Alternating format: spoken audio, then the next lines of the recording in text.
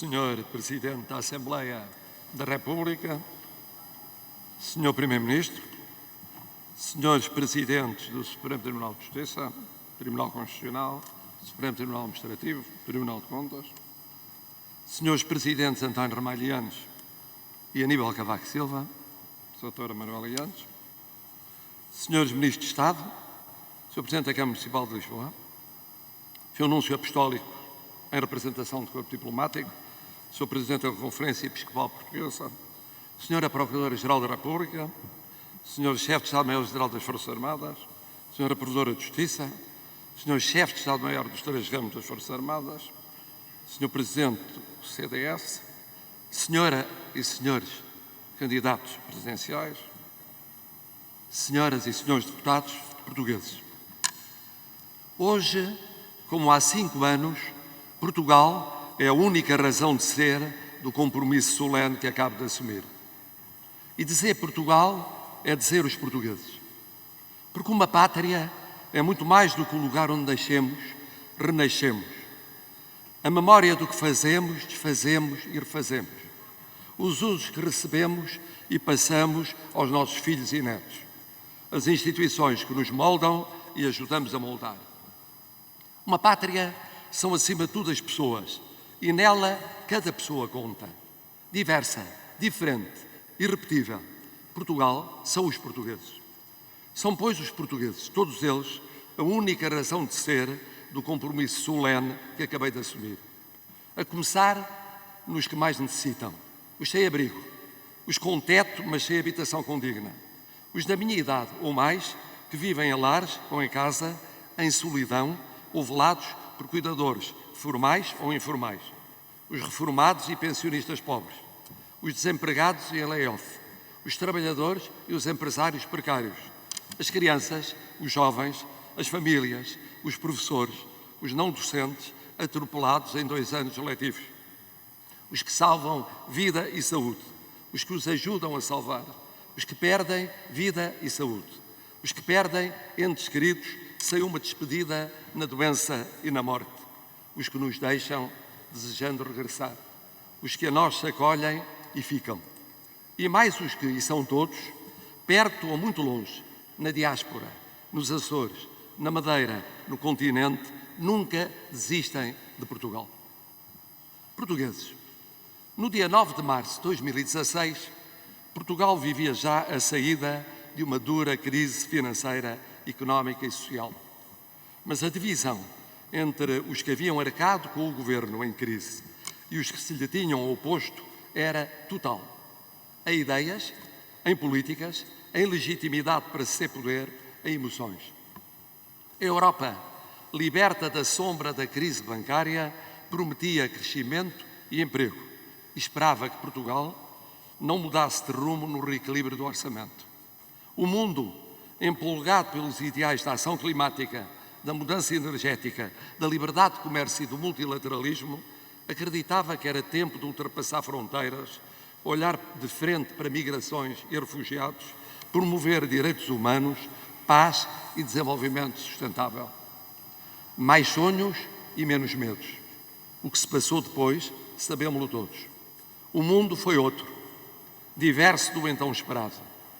Com crescimento económico, mas com menos ação climática, menos multilateralismo, menos tolerância em migrações e refugiados, mais guerra comercial, mais xenofobias, mais medos, menos sonhos. A Europa, abalada pela saída do Reino Unido, foi ainda assim resistindo e reinventando-se, às vezes só, nela própria ir rompendo aqui e ali mais medos e definhando, de quando em vez, mais sonhos. Portugal continuou o caminho das contas públicas equilibradas. Fê-lo acelerando compensações sociais e reforçando o setor público, o que, sendo o programa dos novos governantes, se opunha ao rumo dos seus antecessores.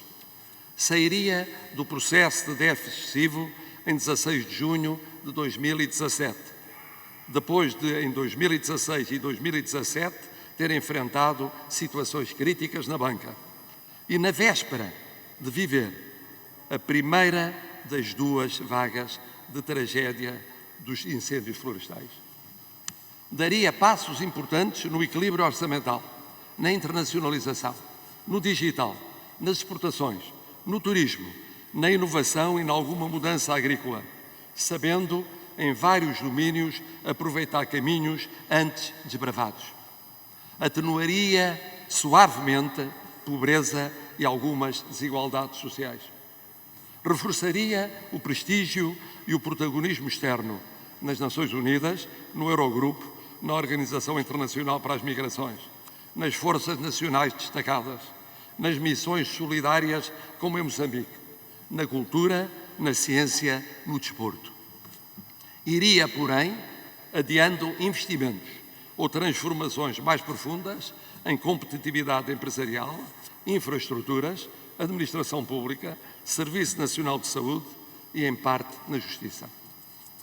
À entrada de 2020, mundo e Europa esperavam por outros ciclos, dependentes das suas lideranças definidas ou assumidas no ano que terminou.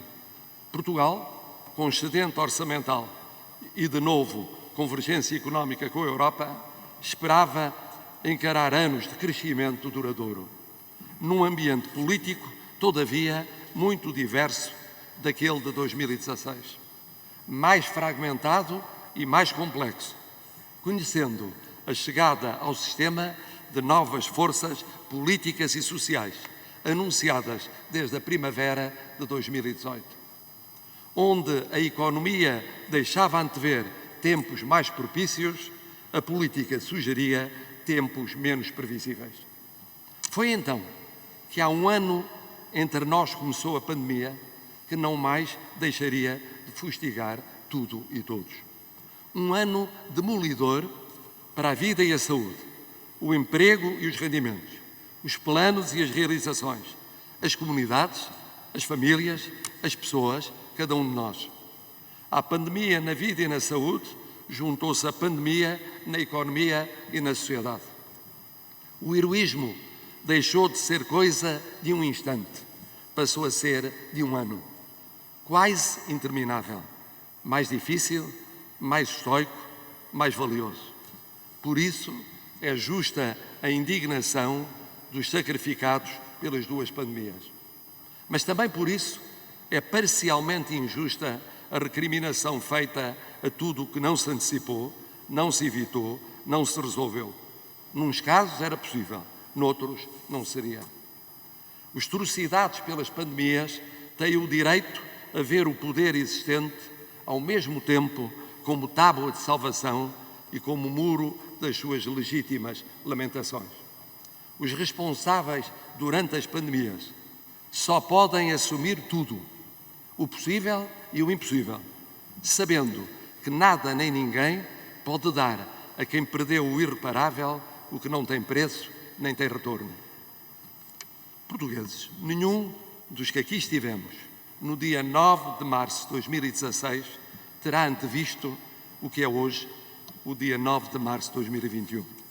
Nem o confinamento lá fora, nem o distanciamento cá dentro, nem a esperança, apesar de tudo renovada e imbatível, num futuro melhor.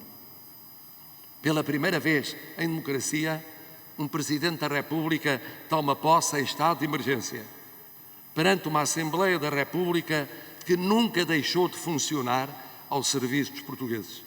E por essa determinação, agradeço a Vossa Excelência, Sr. Presidente, a Vossas Excelências, Senhoras e Senhores Deputados, o exemplo de dedicação à democracia, nunca aceitando calá-la, nunca aceitando suspendê-la, nunca aceitando fazê-la refém. Que seja esta a primeira lição do dia de hoje. Vivemos em democracia, queremos continuar a viver em democracia e em democracia combater as mais graves pandemias. Preferimos a liberdade à opressão, o diálogo ao monólogo, o pluralismo à censura e demonstrámo-lo realizando duas eleições em pandemia, de uma das quais resultou a subida da oposição ao governo. Isto é democracia. Mas queremos também melhor democracia, onde a liberdade não seja esvaziada pela pobreza, pela ignorância, pela dependência ou pela corrupção. onde a inclusão, a tolerância, o respeito por todos os portugueses, para além do género, do credo, da cor da pele, das convicções pessoais, políticas e sociais, não sejam sacrificados ao mito do português puro, da casta iluminada, dos antigos e novos privilegiados.